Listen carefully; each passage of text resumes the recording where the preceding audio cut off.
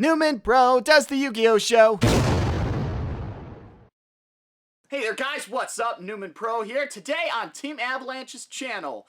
As you can see, I'm in an appropriately styled background here to go with the Avalanche theme, and I'd like to first off thank them for allowing me to post on this channel, so feel free to subscribe and like the video here if you enjoy it. Anyways, to get things underway, I'm going to do my top 11 list of most memorable zero-attack monsters. That's right, top 11. Why? Because there's always room for one more. So, the limitations on this list are going to be the monster must have an original attack printed of 0. So in this case, for example, cannot include Slifer the Sky Dragon because technically its attack is undefined. So it cannot be searched out by certain cards then that require the monster to have a certain attack or below. So anyways, let's go right into this top 11 list, and it is going to be a personalized list, so feel free to disagree with it as you may. The focus here is most memorable zero-attack monsters. So there's plenty of zero-attack monsters in the game as of right now, roughly about 200 after I was doing the research for this. But in terms of this, these are monsters that you're going to remember having zero attack. They may have the world's most awesome effect, but if you don't remember that they have zero attack, they ain't going to be on this list. So, let's get started. Number 11. Ormet the Chaos Phantom. Now this was a badass monster in the anime. I just love the design and the card art as well, but it also is one of the hardest to get out there. Essentially, it's the same thing as doing the God Fusion from the original Yu-Gi-Oh! Where you're having to fuse now the Sacred Beast together, contact fusion-wise by banishing, to bring this monster out onto the field. And it's a badass looking monster with the ability to get 10,000 attack. Number 10. Satellite Cannon. Now, I love this card. This was a fun card. It's way too slow for the game today, but this was a fun card. Could not be destroyed by battle, and each turn continuously increased its attack by 1,000, and then in one giant explosion, like a phallic symbol, it just destroys your opponent, and then resets itself to 0. Number 9. Now this position's taken up by two iconic vanilla monsters that essentially are the exact same thing, just with different names. Lambert Wall and Millennium Shield. Two 3,000 defense, 0 attack, level 5 monsters in which you are going to tribute, set, pass, hopefully having your opponent attack into these big walls and take a significant amount of damage, and at the same time now you've established a 3,000 defense wall on your board that can even hold off the mighty Blue Eyes White Dragon. Number 8. Gandora, the Dragon of Destruction. I like the idea of this card, but nowadays it's just completely outclassed by so many others. Exciton Knight completely shattered this card out of existence. Obviously, Exciton's banned right now, but you can see that it just utterly falls apart. Judgment Dragon, hands down, can take out this card. Even if you're not building a full Lightsworn deck, having a half Lightsworn zombie deck and throwing Judgment Dragon in, you've got better odds than what Gandora required. He couldn't be special summoned, so you had to normal summon him by sacking 2 monsters because he's a level 8.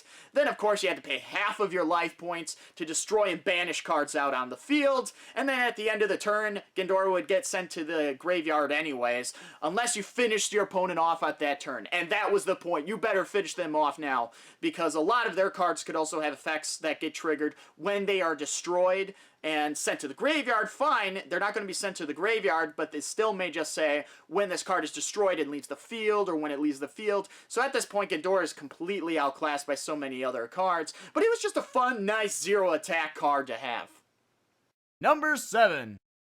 All 3 of the Yubel monsters, particularly the first form of Yubel, because that was memorized in the GX anime. I remember the character having 0 attack. It was kind of an okay plot, having Jaden, this is sort of being like his protector monster then, kind of semi-replacing Winged Karibo from the first few seasons.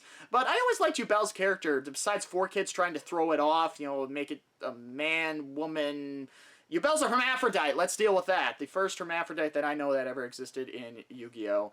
And I like the card art. It's just a good general design, good idea, and its effect was pretty good. Number 6. The Ojama Brothers. What can I say? I gotta give them their own place. Again, like I was talking about with Yubel, how it had a staple hold in the anime. this was Chaz's best set. The Ojama Brothers were always kind of quirky, fun, kind of the characters I like to play when I do voice work. And you may be saying, okay, well, sure, there's other monster archetypes then that have 0 attacks. The Dustins, the Yang Zings, the Battery Men are pretty much 0, and then their effects give them their attack. Yeah, I understand that, but the Ojamas had something iconic. The deck is built around the 0 attack theme with the ability to maybe switch them into their defense being attack. But they have a lot of supports, and they're just kind of a fun deck to run. I mean, get an Ojama King and an Ojama Knight out and then just lock your opponent's monsters out of the game before they have a chance to do anything. I haven't pulled that off more than once, but it's pretty fun to do that then and not allow with the game how so many monster effects are the key. Not allowing your opponent first turn to get a monster out on the board can be entirely detrimental to them. Number 5. Copycats. This card was used in the anime by Joey Wheeler in particular, but its actual Japanese name was kind of referred to as Mimicat, so in that case it's more like the actual Mimicat that we got now for Toon support, where it's able to take an opponent's already used spell or trap card then and use it for yourself. That's how Joey Wheeler used it in the anime, but its normal effect in the TCG and OCG, I actually like it.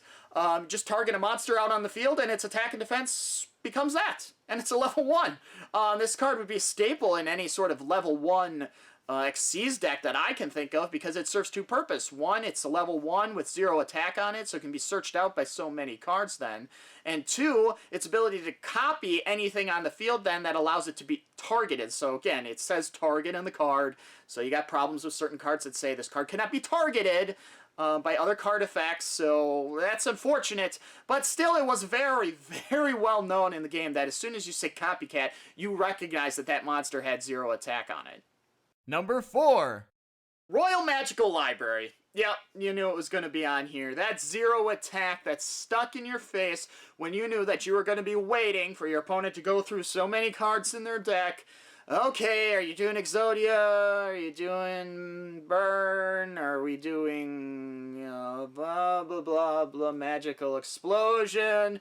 Oh god, that is the only reason you're ever going to see Magical Library out on the board at all, is for somebody to just use the generic FTK decks that are going to bore you completely to sleep. Number 3. Battle Fader and Swift Scarecrow. Now once again, much like Millennium Shield and Labyrinth Wall, they both kind of serve the same purpose in order to end the battle phase and then move on. But I'm going to personally give it to Battle Fader simply because now you have Tribute Fodder on the board. Perfect for Monarchs and a lot of other decks then that would utilize that Tribute capability to either summon a monster or Tribute for cost.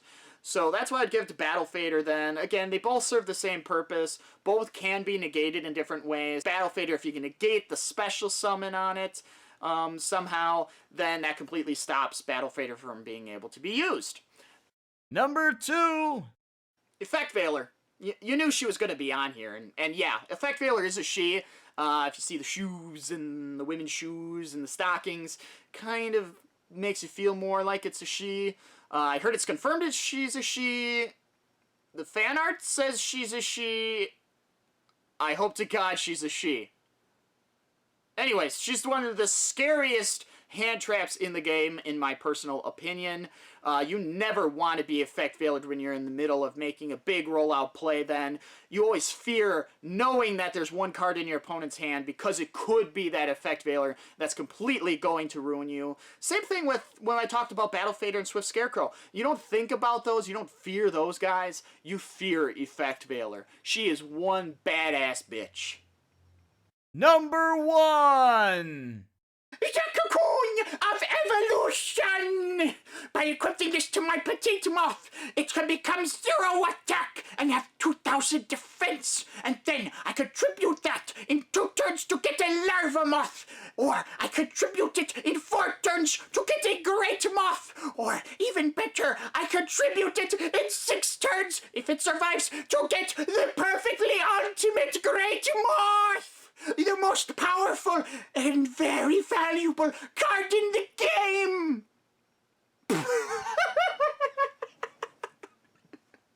No! No! No! I think everyone has wanted to make that joke, and I made it as well. No. The Cocoon of Evolution is fine for being a 2000 defense wall that you can set.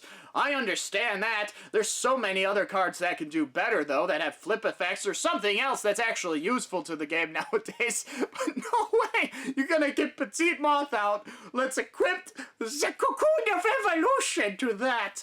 And then within 6 turns, I actually have to tribute and have the monster in my hand. Wow! That is not a good card. What is a good card is the recently released from the ban list, Thousand Eyes Restrict. Now that is the card, a card that defined a format. GOAT format, GOAT control, whatever you want to call it, it was this card. The whole point was to get this card out on the field. One of the biggest managers of the ban list ever was this card during GOAT format. Then no scapegoat token, no nothing. You are not getting this guy out on the field. Except for Instant Fusion now. And that's been my personal top 11 list of zero attack monsters in the game. Feel free to let us know down in the comments section what your favorite zero attack monsters are, or maybe just the most memorable that you can think of off the top of your head.